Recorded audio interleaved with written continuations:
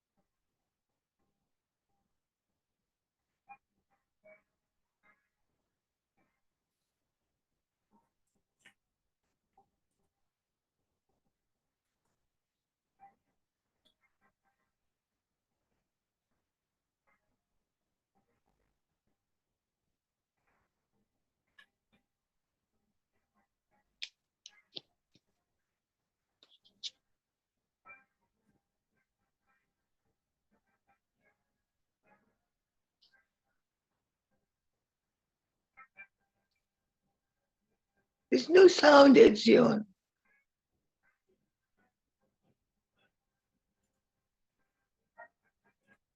What do you say? There's no sound. Again, no sound? What's going on with all this? You see the picture without the sound? Yeah. I don't know what to do with all this, this. I can see it. Yes.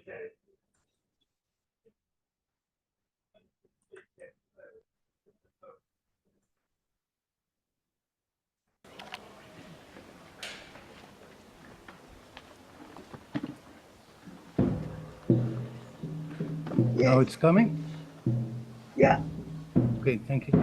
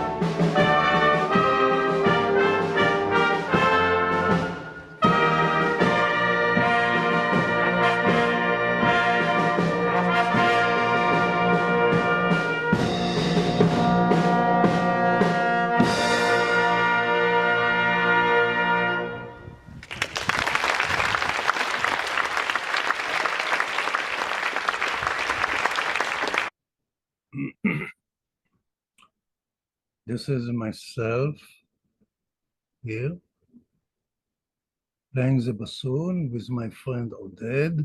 This is wind band of Haifa. We call them the Bogrim, the adult group of the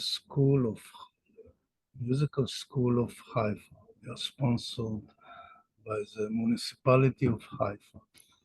Our conductress is a very able maestro Shiri Kahana, who is willing to conduct us the past 13, 14 years or so. And she brought us to this level. And we are one of the best such non-professional bands in Israel. Okay? Ready? Did you hear it? Yeah. Oh, wonderful. Okay. That's all what I want to know, that it came through. Thank you very much. Now I'm going to read a few things which I wrote concerning the Israeli-Arab relations. It's not a conflict, it's a relation. It was initiated 3,500 years ago by the Avatar himself, who came as Lord Abraham after the fall of man, to make the attempt to restore humanity back to its position as true spiritual leadership for the creation. So we're going to quote something first.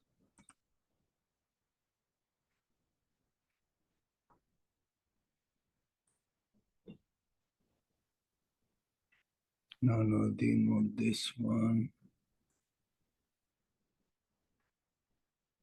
Just a minute. Want something different. What is it?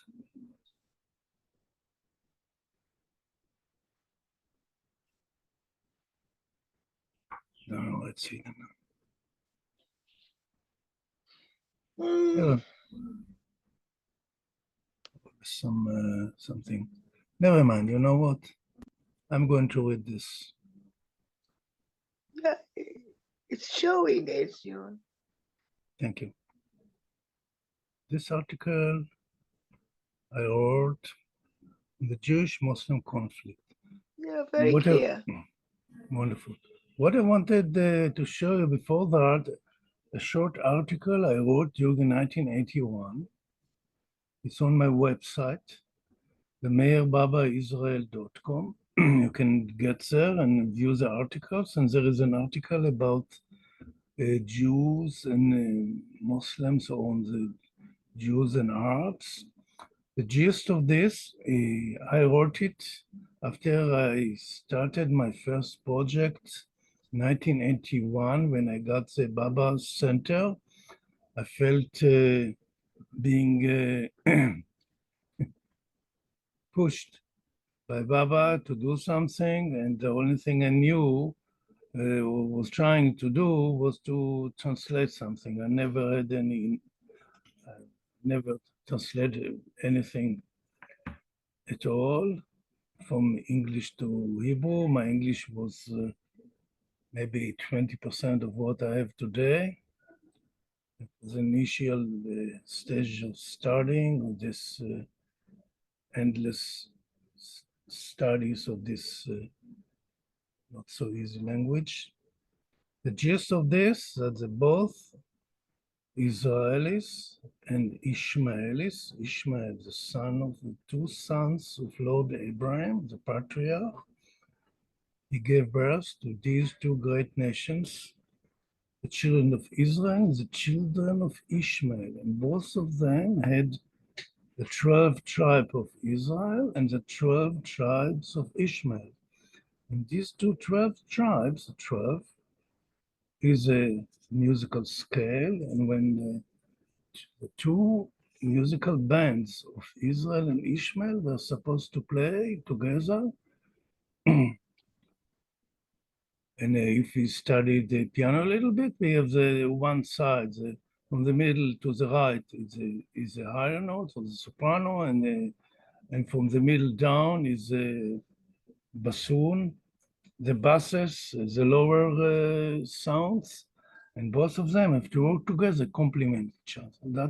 This has been the purpose of the children of Abraham, the Israelis and the Arabs, or the Ishmaelites, to work together and create the body which will restore humanity. Now, this was revealed the first time when I wrote it under Baba's influence at that time. When I wrote this article, it actually was written in automatic writing. When I finished the project of the translation, my hands were seized by a force, and it was writing. The hand was writing automatically.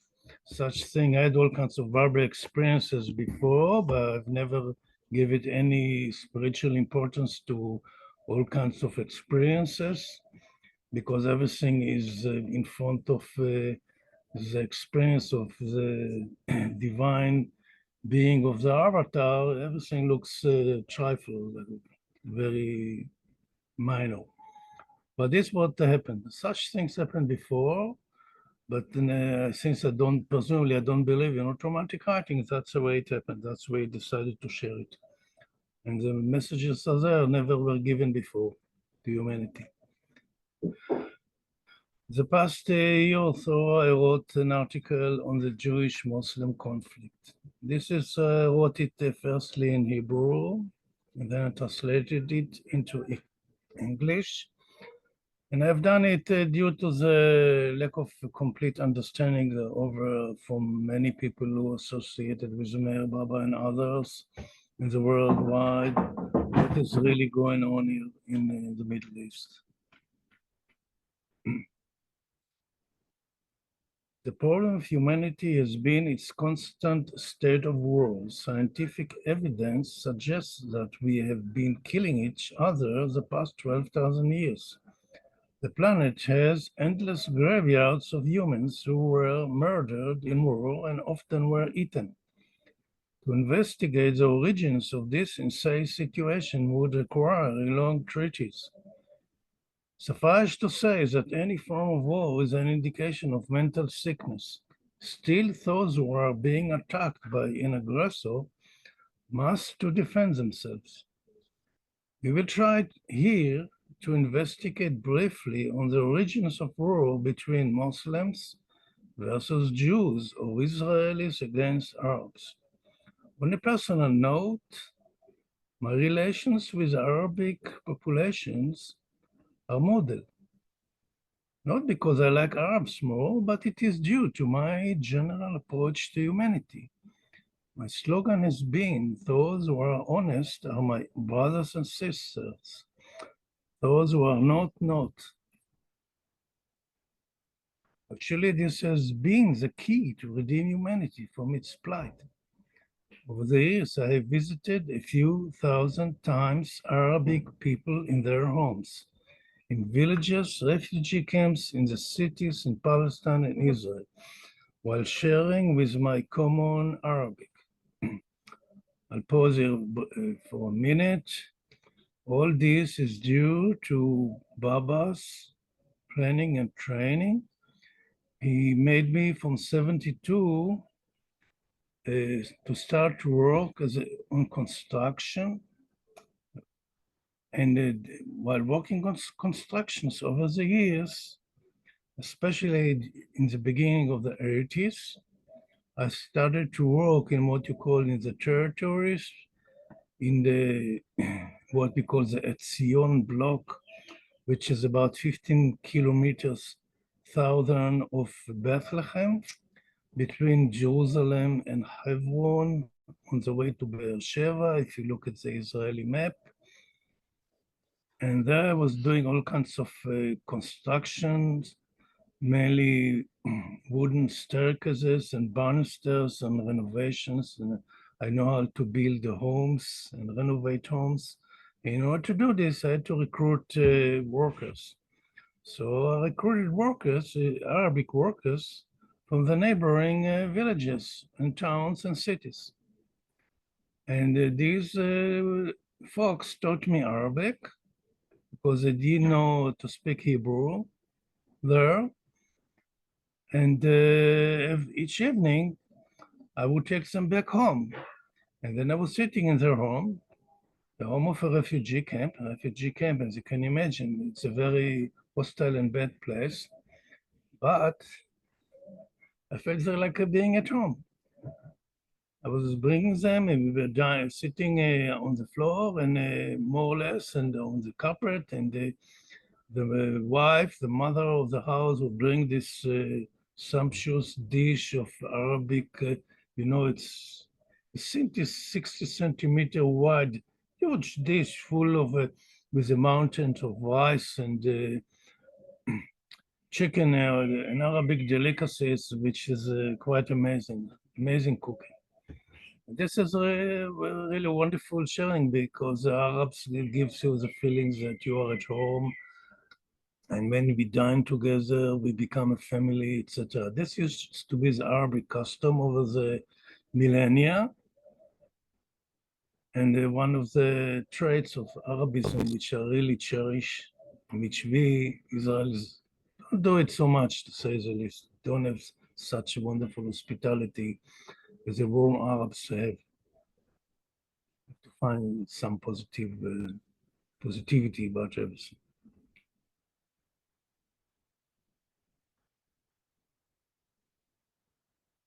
Why we, who claim to be the children of the one father, Abraham, the patriarch, keep on fighting over tracts of land while most of the Middle East is a barren desert? Here in green is the Muslim world, till Indonesia, from Morocco, from the Atlantic to the Pacific. Just look at the size, the magnitude. If it is a one country, it's the biggest country in the world. And Israel is here, painted in red. It is so small that you don't see the red dot. Even if I will try to magnify it, it's not going to do. You will hardly see now. Maybe you will see a little bit the red. Sorry, come back to it just a minute. These computers do whatever they like sometimes. They are machines, they're not so intelligent. Now, all this section, which you see, 90% deserts. This is a big Sahara desert. And here and there, people living. Egypt, 90% live along the Nile, the river Nile, and the rest is a desert. We gave them back the Sinai desert after the so-called peace process, whatever it is. And Israel is so small that you can have to write its name in the Mediterranean. Now, what it is, how to make peace? Well, the Israelis just have to pay for the land. This was they tried to do 100 years ago, to buy a small tract of land, which they have been dreaming of the past 2,000 years. And it doesn't seem that 0.5% of the Arabic lands or Muslim lands, or maybe it's less than 0.5%, I don't know. I'm not good in math. I don't know how to, I think there is a way to figure it out. It's just a question of giving money to the people living in this situation. This can be easily done, giving compensation to the people who suffered both sides. And as they did in Europe. Europe was a total shambles in 1945. And the nations decided to reinstate the whole situation to make a so-called peace, whatever it is. Israel is so miniature that there is no space to write its name on its map. You hardly can see where the red dot is. It tells the entire tale the Arab Muslim world cannot sell 0.5% of the lands in the Middle East which were seized by the sword to their brethren, to the people who suffered for thousands of years, the people who kept the sacred text of the Torah in spite of all the odds. The holy book of Islam, the Quran, is a version of the Torah of Master Moses. We have to note that the Quran, the Muslim holy book, states that the Torah of Master Moses is true as well as all Jewish prophets. Few quotes from the Quran. Surah 5. O people of the book, is now Muhammad is speaking to the Jews. There were quite a few Jewish tribes around Mecca and Medina in what we call Arabia today. This peninsula of Arabia had many Jewish tribes who managed to escape the Holocaust of the destruction of the temple by the Romans, or they lived there before that. The Jewish people lived in Babylon, today Iraq, Yemen, Ethiopia. There were Jewish tribes everywhere, also all over Europe. So first the mission of Muhammad was to talk to the Jews, to bring them to his fold. That was his attempt. Our messenger has indeed come to you, making things clear to you after an interval between the messengers, so you do not say, there has never come to us a deliverer of good news or a warner. Now there has come to you a deliverer of good news and a warner, and Allah is most capable of everything. This speech of Muhammad to the Jews in Arabia. And remember, when Moses said to his people, O my people, remember Allah's favors upon you when he raised prophets from among you, made you sovereign, and gave you what he had never given anyone in the world. O my people, enter the Holy Land, which Allah has destined for you to enter. And do not turn back, or else you will become losers. Here is Quran states that the Holy Land belongs to the Jewish people. Indeed, we reveal the Torah containing guidance and light by which the prophets who submitted themselves to Allah made judgments for Jews. So too did the rabbis and scholars judge according to Allah's book, with which they were entrusted and of which they were made keepers. So do not fear the people. Fear me, nor trade my revelations for a fleeting gain. And those who do not judge by what Allah has revealed are truly the disbelievers. And certainly we gave the book and the wisdom and the prophecy to the children of Israel. And we gave them of the goodly things, and we made them excel the nations. Surah 21. Surah is a chapter in Arabic and also a picture, to my knowledge. But if you can correct my Arabic. And we have not sent you, O Muhammad, except as a mercy to the world. So when you read all these things, these statements, why we and the Muslims are in conflict to begin with. We are one family. What happened? When the Quran amends the Torah and the prophets, it also amends that the children of Israel who were expelled from the land will return as the Lord promised through the prophets. These so-called Muslims who declared a holy war against the state of Israel literally violate the Quran. That's my understanding. This moment. We'll keep on reading, we'll see different versions in the Quran itself. However, in spite of its positive approach towards the Jewish and Christian people who believe in one God, it turned into a tragedy. Prophet Muhammad fought against Jewish tribes who were against him. You said something? The men who refused to accept the new faith were beheaded. The women and children were sold as slaves. At a certain stage, war erupted between Muhammad and the Jewish tribes.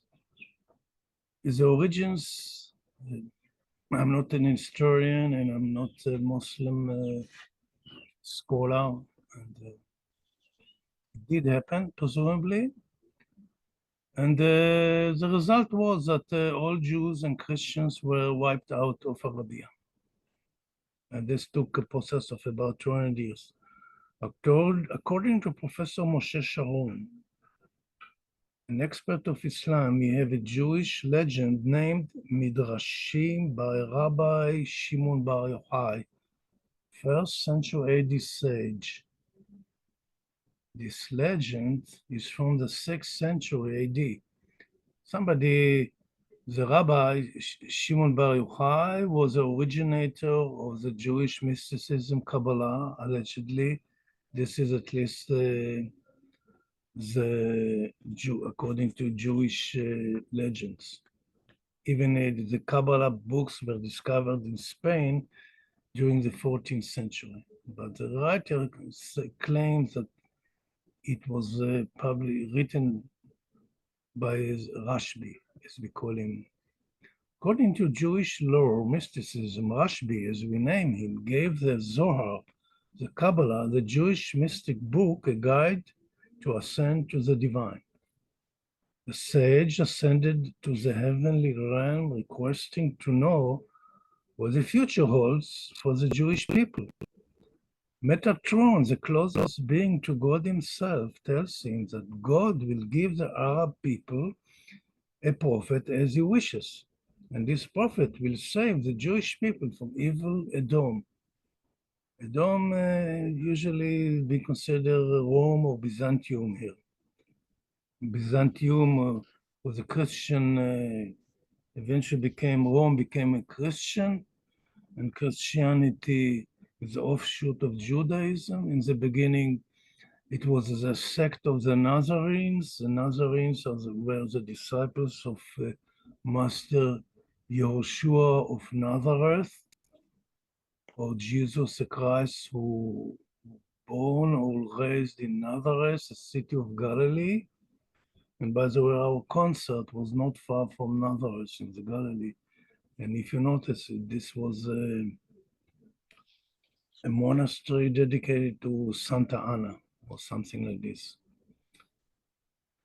The wave of Islam that, according to various spiritual teachers, meant to counteract the falsehoods of Christianity, which was turned from a way of non-violence, forgiveness, and compassion to a way of forcing people by the sword, was also turned to another system based on bloodshed and wars. Presumably, the prophet who preached compassion and tolerance towards the weak seized the sword when all his attempts to make peace between the Arab tribes failed. Presumably, he said to the Arabs, if you cannot stop fighting, then at least fight for Allah.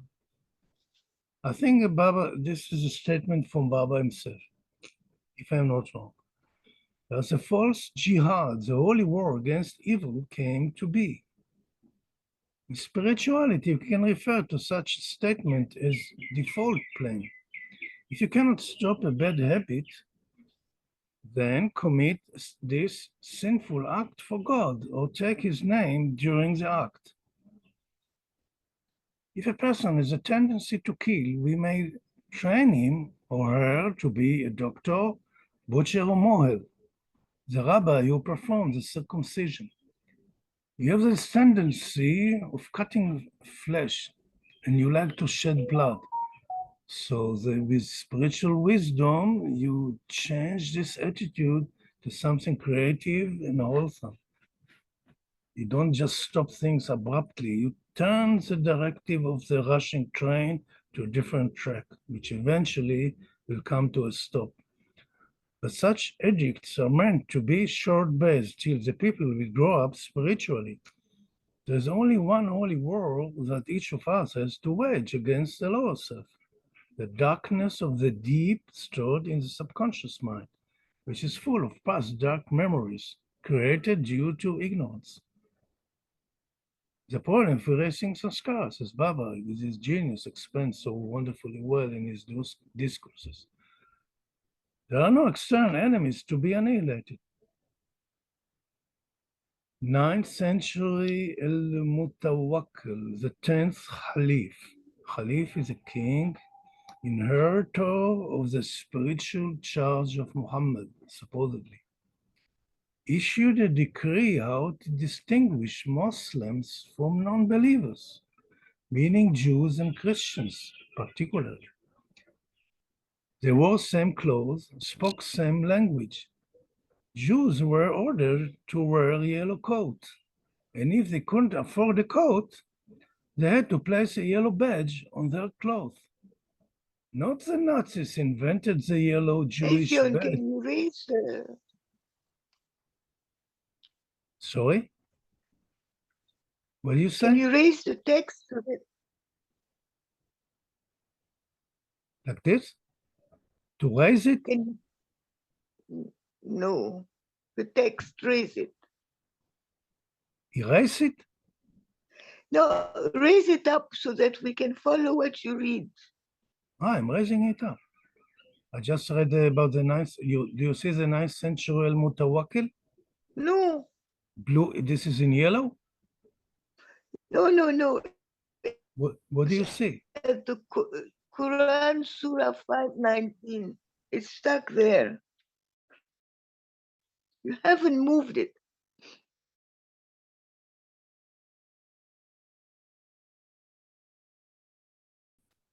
It's stuck there because I keep on rolling it up.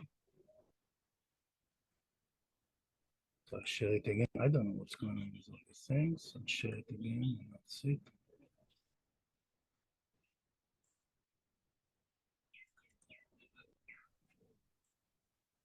You see now the yellow line? Yeah, that's better. Yeah, I was reading till here. Thank you. Thank you. Thank you for being here to tell me this. Because while I was alone, I was turning on my telephone so I could monitor what I'm doing. So it was only something to do with the internet or God knows what's going on with all this.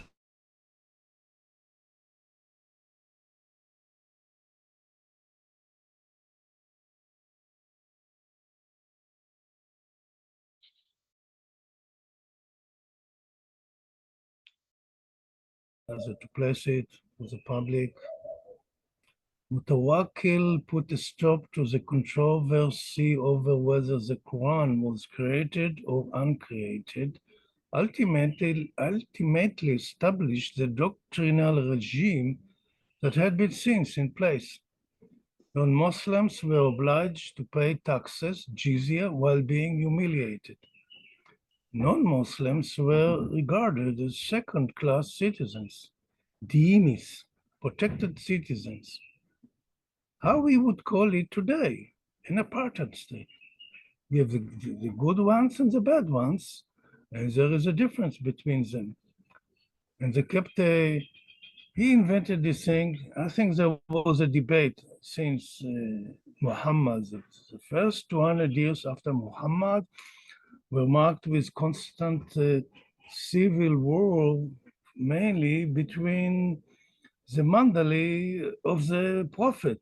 And from the first 4 mandali, they called the Rashuddin, the benevolent ones, if I'm not wrong. 3 were murdered. They were slashing the throats of each other. Just imagine how to compare it. That the Kalchuris and the Jeff Sawalas would fight in kosher quarters with blades of the control of the Babaist religion or something like this. Because at that time, after Muhammad, the tribes were united and the formidable force of 50,000 fighters was formed, zealot fighters, and they were outnumbered. In spite of this, they managed to defeat the Byzantium, which was a very powerful kingdom, controls the entire Middle East. The Torah named The land is Israel. Israel means a righteous person, a man of God. Not Canaan, obviously not Palestine. Name the Roman gave to the country after they defeated Judea. The Philistines were a Hellenic tribe who settled in the location of Gaza Strip about 3,000 years ago. Israel means literally the God man, one of its translations. It's a long story, which I spoke about this while dealing with the story of Genesis, which is speaking about the spiritual states of consciousness, and the culmination of these states of consciousness, Israel, the God-man. But it's not the time and place here to discuss it. I will discuss it later on. We'll continue with my talks about Genesis. Christianity, which was found in Europe, and Christianity was an offshoot of Judaism, turned from a way of non-violence, forgiveness, and compassion to a way of forcing the people to some kind of system of violence and hate, killing and enslaving eventually millions of people all over the world. Europe became a deadly zone for Jews since the Crusades. While the people kept on staying there, talking about the Jews, there were periods of peace and tolerance. Living was often better than other parts of the world. The Ottoman Empire didn't persecute Jews, even helped them to resettle after the expulsion of Jews from Spain, which was 1492. After the Catholics took over Spain from the Muslims, the Holy Priest demanded the king to expel all the heretics who crucified Christ, the Jewish people who lived there since the Roman times, and they helped to build the country, etc. So they were all, most of them expelled. At least 30% were converted to Christianity, and they still live there. The Jewish leadership was often confused and didn't know how to lead the people. The Zionist movement was formed during the 19th century, since many became fed up or disillusioned from ancient promises and prophecies. It's concerning the return of the Messiah who would come and save the people, lead them back to the Holy Land, and the temple will, and the New Jerusalem will ascend from heaven, and everything will work out naturally without any war or bloodshed. Is a hopeful expectation so far. So far, it never worked out. Maybe it will, but I don't know about this. Jewish people started to come back to the land of Israel during the 19th century, and especially since 1882. Jews actually were streaming to Israel all the time since the 16th century, mainly Kabbalists and holy people, and they established the Kabbalah in Sfat and Tiberias. Jews lived in Israel all the time. There were always a few thousands of Jews in the land of Israel. There were small numbers, a few thousands. They bought land where they could and started to create settlements. Since Muslim occupation of the land of Israel, the country was neglected. It was called Southern Syria. In the Ottoman Empire, they didn't call it Palestine, but Southern Syria, Janub el-Sham in Arabic. There was hardly any infrastructure, no industry, no hospitals. In 1866, the young author Samuel Clemens was just beginning to become known under the pen name Mark Twain, visited Palestine. He described much neglected country. You can see it in his memoirs. To my best knowledge, it was not possible to obtain a will in Palestine during the 19th century. So poor and neglected was its infrastructure. Used to carry things on baskets on the two sides of a donkey or a mule. The Turks, or the Ottomans, saw this piece of land as a place to move from Egypt to the northern side of Lebanon, Syria, and Turkey. The Ottoman Empire, they didn't have any borders. The entire Middle East was an open forum for everybody to travel. You had to pay taxes. There were checkposts by the military, and presumably the military, the Turkish military or the Ottoman military was very fierce and very strong, and they didn't want to mess with them. It took 3-day travel from Jaffa to Jerusalem, which is only 60 kilometers. Till 1917, it was called Southern Syria when the Ottoman Empire, Turkey, lost the country to the British. By 1917 came the Balfour Declaration on behalf of the British government, promising the Jewish people the right to return to their homeland. During 1922, the League of Nations passed a resolution which gave Jews the right to settle in the then Palestine, all over the British Mandate, including Transjordan. The Balfour Declaration was given due to the work of Chaim Weizmann, who was a chemist, and he invented during World War I a way to produce acetone, which was crucial for the military industry, and it helped Britain win the war against Germany. It was only a crucial part of developing bombs or something, I think. Weizmann, in the beginning of the 20th century, who was a Zionist, hoping that we can come back peacefully to the land of Israel, Canaan, Palestine, doesn't matter. Southern Syria, northern Saudi, Eastern Egypt, these are all names. It's immaterial. And he was trying to talk to the leaders in the Middle East so will grant the Jews permission to settle in the land. I'm Weizmann on the left. One of the first Zionist leaders met Amir Faisal middle during 1918 in order to establish Arabic consent for the settlement of Palestine by Jewish immigration. What triggered Muslim leaders to wage a holy war against the Jews? The Jewish leaders approached various Arabic leaders in order to obtain a piece of land with common agreement. Jewish country means the reversal of Islam. Judaism was declared as not valid as well as Christianity. In Arabic, they call it din batal, a religion or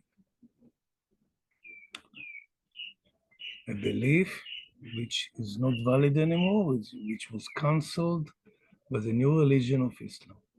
A new way was given by God through his messenger, the last true prophet of God. Non-Muslims can live on holy Muslim ground only as second-class citizens. As I said before, it was decided by the Khalif Mutawakkil. There is much more to it, but it is too long. I came only to the half of the article, but I'm planning to read it till then. Most people here have been suffering from Arabic aggression, so they hate them, and some take revenge. Definitely, Islam lost its true cause quite from the start and turned into a war-based movement most of the time.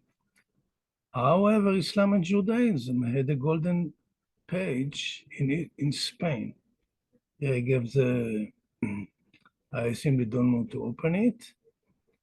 There's an article about the good time of Jews and Muslims in Spain. And after this, in 1929, Arabs committed a organized massacre against the Jews in Hebron. Look at the date, 1929, not 1948 or 49, after the establishment of the Jewish state. 1929, I think there were maybe, let's say, maximum 100,000 Jews all over Israel and maybe about close to 1 million Arabs or 800,000. I don't know the numbers exactly, currently, it doesn't matter. What was the threat of 100,000 people against 100 million Arabs or more? And I look at the map of Islam. Well, what's the problem?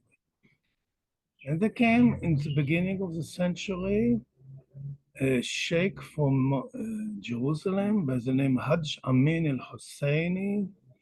And here is, can I read an article about him? I'm not going to start it. He was by the British authorities, he was giving the authority of the highest spiritual Muslim authority in the land of, in Palestine.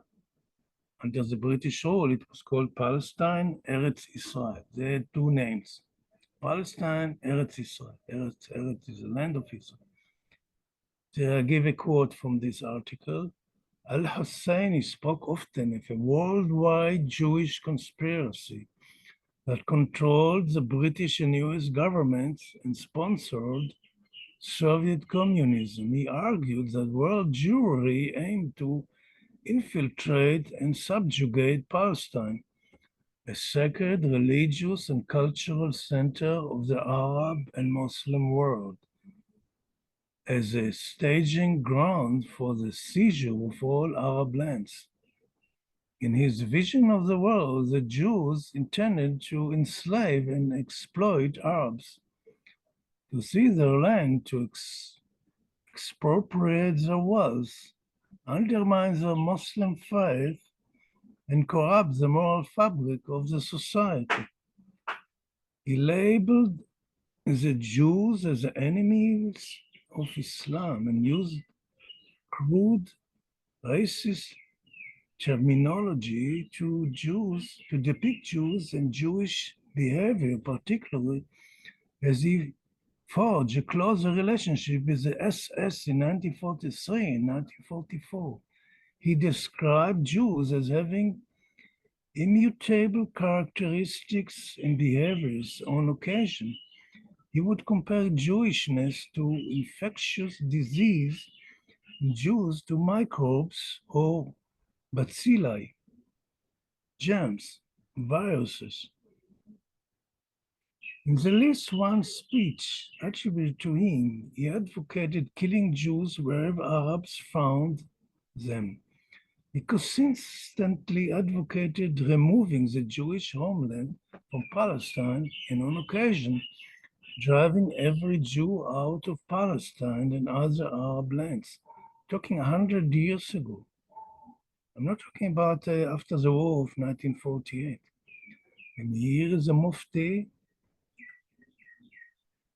Al-Amin al-Husseini, father of Palestine. In Palestine, this Hajj is a person who made the pilgrimage to Mecca.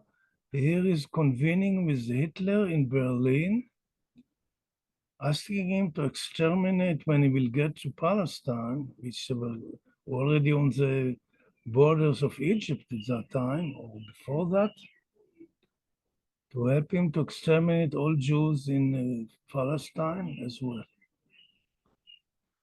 When the SS decided in February 1943 to recruit among Bosnian Muslims for a new division of the Waffen-SS, SS Main Office Chief Berger enlisted al-Husseini in a recruiting drive in Bosnia for March 30 and April 11. On April 29th, Berger reported that 24,000 up to 27,000 recruits had signed up.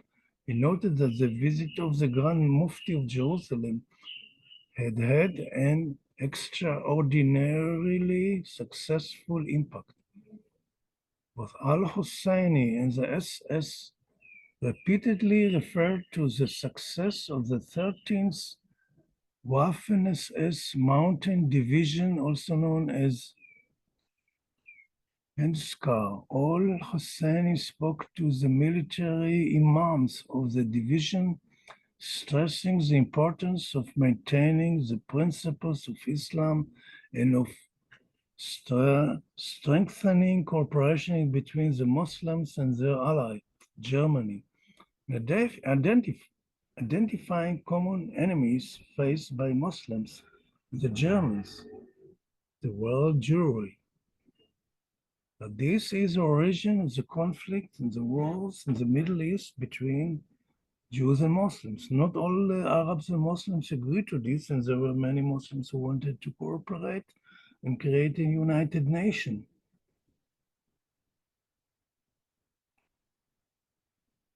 Hajj Amin al-Husseini is a key person who has major responsibility of the current state of war between Israel and the Muslim world. He rejected the 1947 UN partition plan and in 1948 the establishment of Israel, a goal against which he had worked his entire life. Al-Husseini devoted the remainder of his life to supporting Palestinian nationalism and to agitate against the state of Israel. He continued to produce and disseminate anti-Zionist, anti-Jewish, and anti-Israel propaganda. He was part and parcel of Muslim Brotherhood, established by Hassan el-Banna in Egypt. Here I bring a link for this Muslim Brotherhood, which I don't want to share it here, it will be too long. But this is the insignia, the logo of Muslim Brotherhood. The two swords and the Quran on top. The way of war, to establish peace on earth by way of war. This might be very interesting. How can you do peace by war? That's what humans think. If this Mufti would say 100 years ago that we, the Jews and the Arabs, are all brothers and sisters under Father Abraham, the entire Middle East would be today the strongest place on earth. Culturally, religiously, economically, by all respect, would be the strongest place on earth. There's no question about this. We have all the resources, we have the lands, we have the minerals, we have the wisdom, we have clever people, etc., etc. First recorded attack by Arabs against the Jewish settlement was during 1920 when Arabs attacked Tel Hai in the northern part of Galilee. Throughout the 20s and 30s, violent confrontations between Jews and Arabs took place in Palestine, costing hundreds of lives. All these were unprovoked attacks by Arabs against Jews. I don't know, I studied a little bit of history. I don't know if anyone made an organized attack against Arabs. They simply couldn't do it. They were under the British mandate. The British kept here a few divisions, but they couldn't do anything. Nobody wanted to seize land from the Arabs till 1947 when the war broke out, which was a free-for-all. Only could buy a piece of land. And the Jewish people bought pieces of land here and there wherever it was possible. But here, and in spite of many would think, the Arabic propaganda suggests that the British brought to Palestine, let's say, 1 million, 2 million well-armed Jews to drive away the Arabs. It's of course totally false and never happened. The British had no interest, not with Jews, not with Arabs, but with their empire. They were willing and dealing, divide and conquer. They had no concern whatsoever for righteousness or justice or making peace between the people. They could have enforced settlement. They could divide the land between, at that time, in the early 30s, between Jews and Arabs, and tell the Arabs, this is your territory, you stay here with peace. And this is Jewish territory, stay with peace, and that's it. They could have done it. They were not interested of doing it. This was disrupt their stance of occupying the Middle East together with France. After World War One, France and Britain divided the Middle East between themselves. As they conquered the Ottoman Empire, the British took the Egypt, Middle East, Palestine, Transjordan, and Iraq, and to my knowledge, the French took Lebanon and other places. To continue all this, their empires. The White Paper issued in 1939 stated that Palestine should be a bi-national state, inhabited by both Arabs and Jews. Jewish immigration would be limited for 5 years, and any immigration required Arab consent. In addition, it called for restrictions on land purchases by Jews.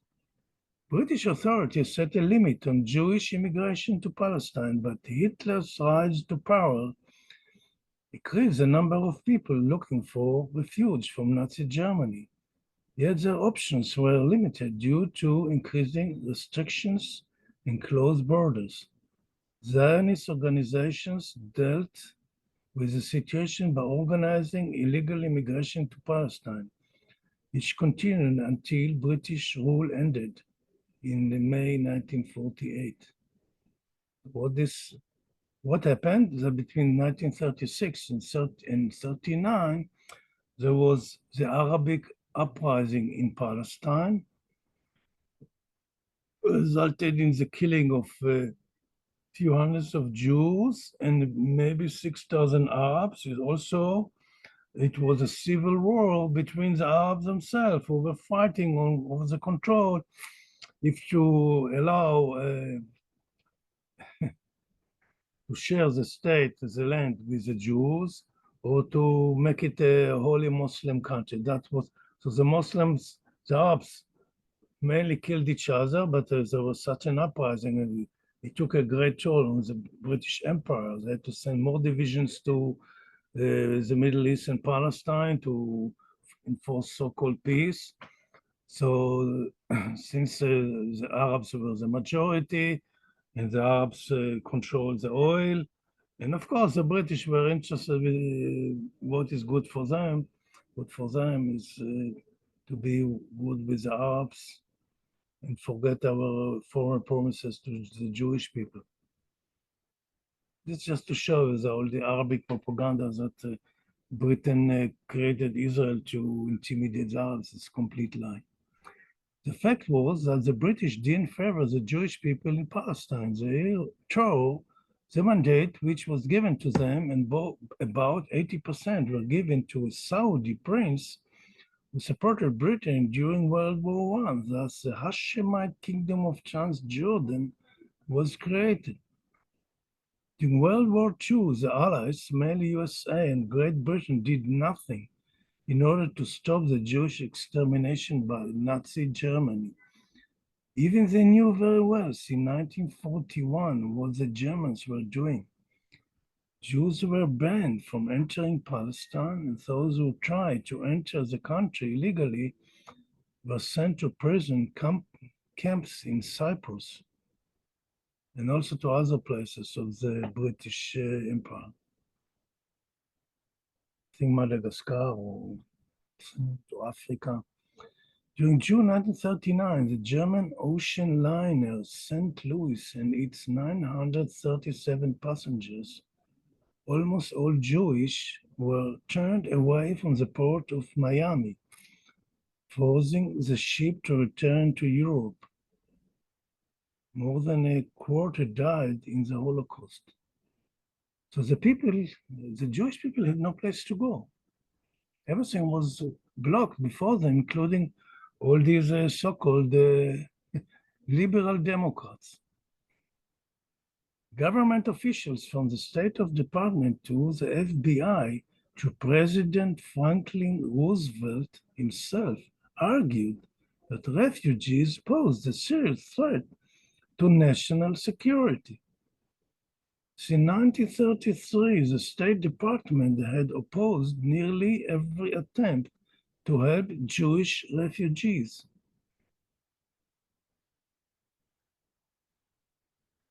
To my knowledge, humble knowledge, I don't know if it's true, but the two most successful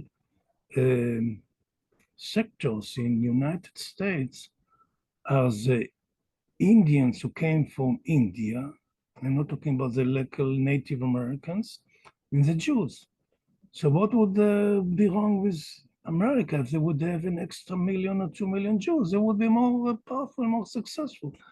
The Jews only help to create a stronger America, participating as soldiers, participating in economy, participating in everything, building a stronger and more clever United States.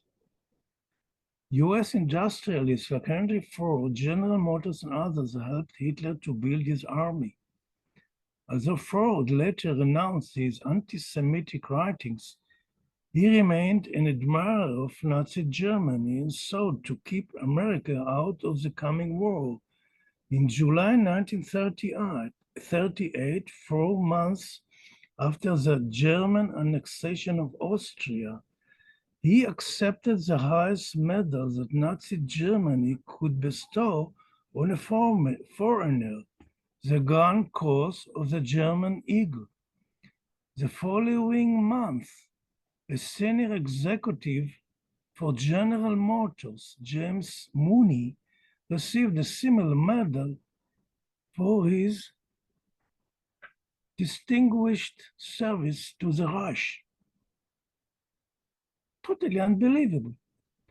Presumably, J.P. Morgan loaned large sums of money to the Empire of Japan.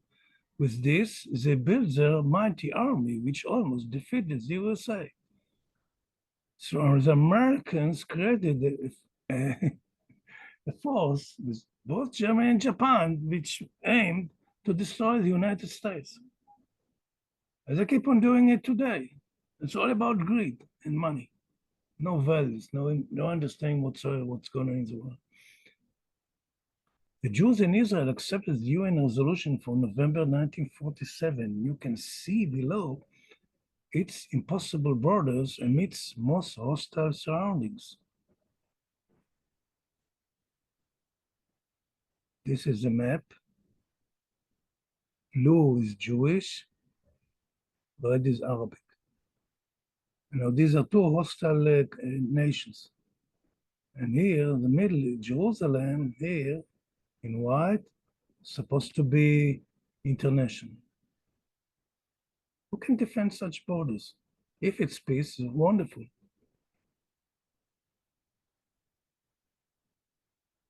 The Arab world voted against the two-state solution, gave an ultimatum to the Jewish leadership that if they will declare an independent Jewish state, they will invade and annihilate the people. The people had not much choice after the European Holocaust of the Jewish people. The most important result of State Department opposition to Zionist project was the imposition in November 1947 of an embargo on arms to the Jews in Palestine and to the Arab states. The Arabic armies were well armed with heavy weapons. Britain trained and equipped the Jordanian army, and British officers trained its army. Just a minute here.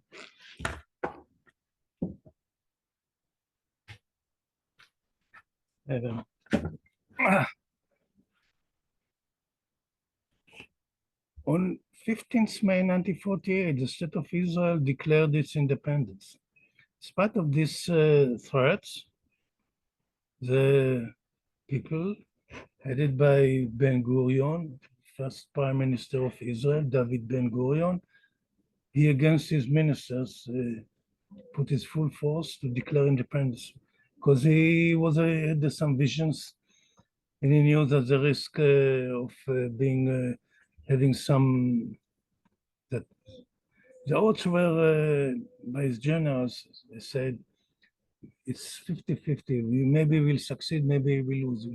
To lose means a total extermination of the people. The British left and actually abandoned the people who had no heavy arms against the invading Arabic armies. The people won with a very heavy price. 100,000 Arab citizens were expelled. Today, over half of Israel's population are Jews expelled from Arab countries. The audacity of the Arab countries in demanding territory from the Jewish people in Palestine after they ejected over 1 million Jewish people and their children who have lived in Arab land for over 2,000 years, and after they confiscated all their assets and real estate 5-6 times the size of Israel. They totally forgotten the truth. There were about 600 to 8,000 Arabs to flee the state of Israel or the Palestine due to the war, which they started. If they won't start the war, we don't have a problem whatsoever. No refugees or nothing. No refugees in no Jewish Arab refugees. They would live together, more or less. Okay, like the rest of the world, where people don't stab each other. Joseph Stalin instructed Czechoslovakia to supply heavy arms to Israel. He thought Israel will join the USSR bloc and would play a role against the West. Since the Jewish leadership was mostly what we call leftist, more socialist, he believed that thus he will gain a foot in the Middle East, part of his ideas of communism to take over the world, this new religion which came up, whatever it is. Whatever his reasons, he saved the day. The people didn't have any heavy arms against the well-armed armies of Egypt, Jordan, and Syria, and Iraq, and Saudi Arabia, and Lebanon. All these 7 nations invaded the state of Israel, to my knowledge. Since then, Israel is a state of constant war and hostilities with the Arab world and the Palestinian Arabs. All efforts to find modus operandi have failed. After 100 years of hostilities, both sides don't trust each other. Most of Israelis cannot forgive or forget Arabic intentions of exterminating this humble Jewish state. Okay, 2 more pages to go. Since the 1948 war, where Israel lost 1% of its citizens, wars and skirmishes continue unabated. After the 1973 war, Israel gained some kind of peace with 2 Arabic countries, Egypt and Jordan. But this is actually Hudna, ceasefire. An agreement with the non-believers till the Muslim armies will gain superiority and destroy the non-believers. Hudna actually was invented or designed by Muhammad during the wars he conducted against Mecca, and he signed a treaty, I think Hudaybiyah, I'm not sure about this. He signed the peace treaty with these tribes who were fighting with him. It's a good question why the divine beloved is to conduct wars. If you met Meir Baba, you fall in love with him because he's a beloved. Why is they to fight with the Muhammad who was a divine beloved? That's a good question. This is a Hudna, ceasefire, temporary ceasefire, and after he signed a ceasefire with these tribes for 10 years. Then after 2 years, Muhammad built a strong army of 10,000 fighters and violated the ceasefire and attacked Mecca and they defeated the people. who were not prepared. They believed in the ceasefire, so the army was not in alert. So this is being precedent is key in Islam. There's no such a thing as peace with the non-believers. You only ceasefire till you get stronger. An agreement with the non-believers till the Muslim armies will gain superiority and destroy the non-believers. President Sadat of Egypt, before signing the peace agreement with Israel, went to the Islam scholar of Al-Azhar, the main Islamic university in Cairo, requesting to know if it is possible at all to make peace with Israel. Only ceasefire is possible, according to Islamic doctrine. That's what they told him, the great sheikhs. Still today, the great sheikhs of Al-Azhar demand Egypt to wage war against Israel and destroy it. And the Egyptian army is much today stronger than Israel. Egypt is a very poor country. It's actually in material shambles, but army, they kept on building the army. It is just the same like many other Arabic countries. They have no concern whatsoever for their citizens. There you expect a government to take care of your citizens. They will be have economies, they will be happy and this and that. They don't care. Since then, there were a few attempts to find a peaceful solution to the Israeli-Palestinian conflict. How can you make peace with the people who kept on rejecting all possible arrangements, which the Israelis agreed in spite of constant Arabic denial, while systematically threatening the people with extermination? The history which was portrayed above tells a tale. There won't be any solution until the Arab nation will admit their crimes against the Jewish people and will amend their ways. This might require a very serious review about the ways of the militant Islam. At this moment, there is nobody who could dare take such a step. Even there are a few voices which started to make amends. Till then, there is no way that Israel can trust any deals with Arabic countries. Still, ceasefire is much better than constant bloodshed. The current conflict in Gaza springs mainly from Hamas' declaration of annihilating the state of Israel and creating an Arabic Palestine from the sea to the river, Jordan. Actually want to establish the new caliphate all over the Islamic world, which is the aim of the Muslim Brotherhood, that not all many Arabic Muslim countries reject. They teach the children from age 2 or before that to learn how to kill Jews and die as martyrs. How they teach math to the children? In the kindergarten, this was discovered. What I'm telling you was after lots of deliberation. I'm not here to attack anyone or spread rumors. To learn how to kill Jews and die as martyrs. How they teach math with children. There are 6 Jews. 4 of them you killed. How many left?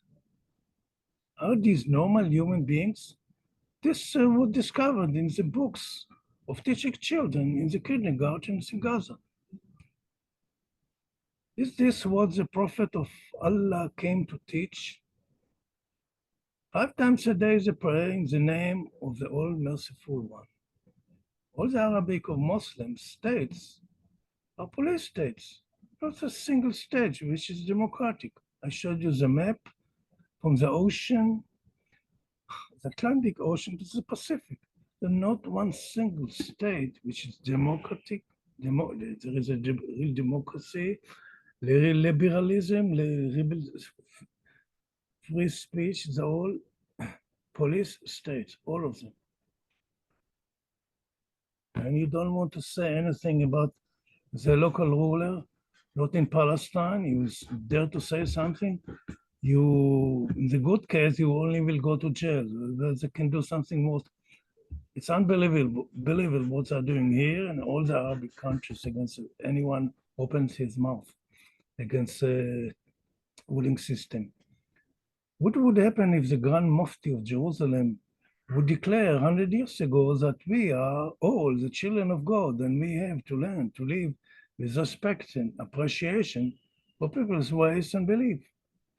It's the only sanctions of being honest and non-selfish. The Middle East would become the strongest, most successful part of the world. I wrote it during November 2023, a month to the attack on Israel. There is a supplement to this, which I didn't include. I'll stop the sharing. Are you still around? You're still around in spite of all this. Thank you. All this was written and shared due to my training by Meir Baba over the years. So before Baba came to me, I was part and parcel of a persecuted nation living under constant threats.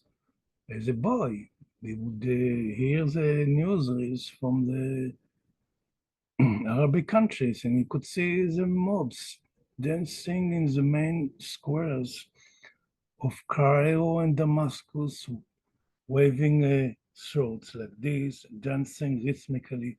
They were dancing like this. It's like getting into a trance. Exterminate the Jewish people. This is what kept that was. So what we were supposed to do with this? And only after Baba came to my life, I started to the work of erasing any traces of hatreds and against any person who served no matter what. That's why I could have, after many years, state that my relations with Arabs are modern. I couldn't have said it in 1970, 72, going back and forth to wars. I was in a dozen times under fire in the military. And what's going to be with all this? If there'll be any hope or ending, I don't know. And the prophet, but together, today, under an attack of both sides of hostile forces, sponsored by Iran, what Iran has to do with Israel and Palestine. They don't care about the Palestinians. They don't care if all of them will die from starvation. They don't die from starvation. So all things that are starving is a lie because they get 2 to 3 times more supplies than needed. And the Hamas takes the supplies and sell it to his own people. What they get for free, they sell it to the people for full money. Never mind, I'm not going to get into this. But change can be only when Islam will wake up from what they have decided in the first 200 years after Muhammad, that the tolerant Islam has to be replaced by the militant Islam. And so there was a serious debate between the inheritors of Muhammad. And when they decided, eventually they decided that this is the way to go and not say it.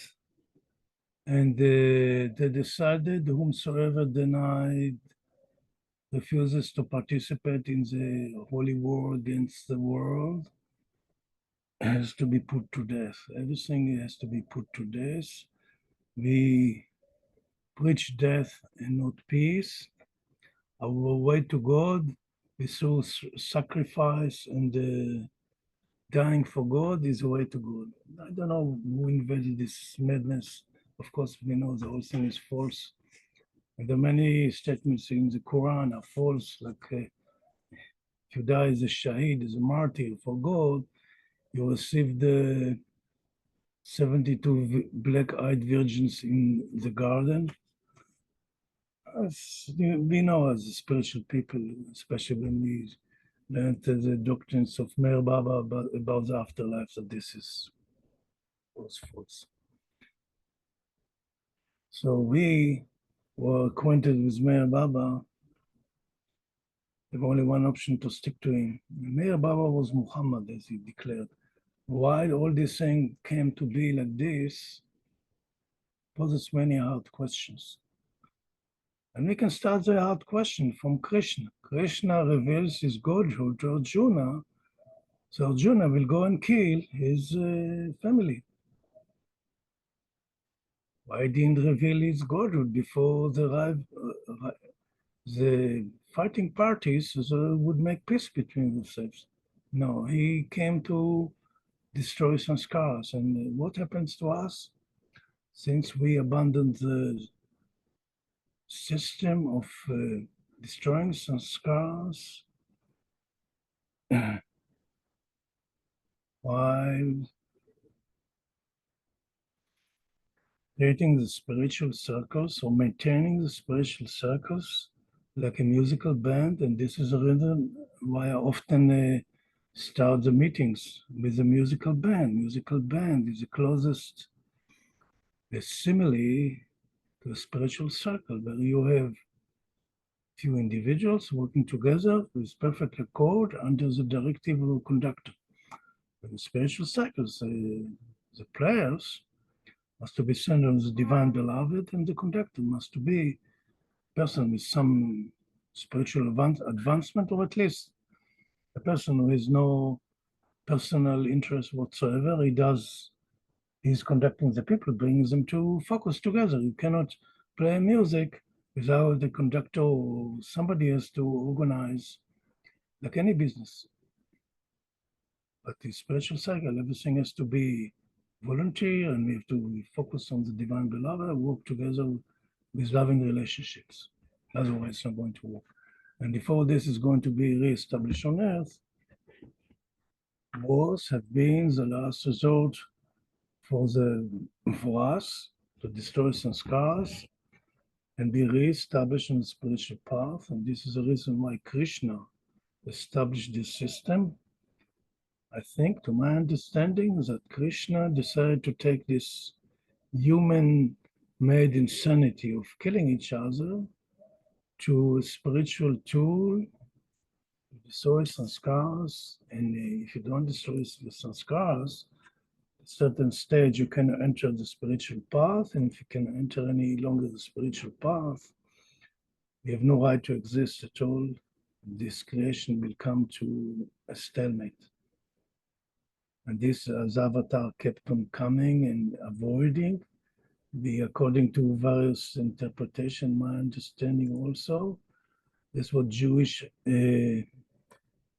Jesus the Christ, or Yehoshua from Nazareth, it's a real name in Hebrew, came to avert the total dissolution of humanity, Mahapralaya. All of us would be sent back to the beyond state, or would stay in abeyance. We won't be able to keep on reincarnating, would be in total the worst type of mental situation possible.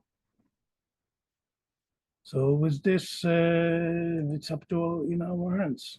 The avatar came here, he opened the possibility for us to learn to come back to true spirituality. If so wish, the opportunity is here. But it doesn't seem that it's happening in the world. And with this, I will include this talk. Okay, stop the recording. Okay. What do you think about this?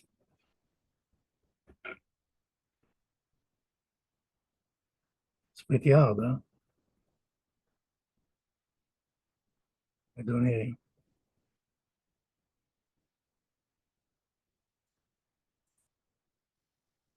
Now you can, yeah, you were muted. Now you can hear you.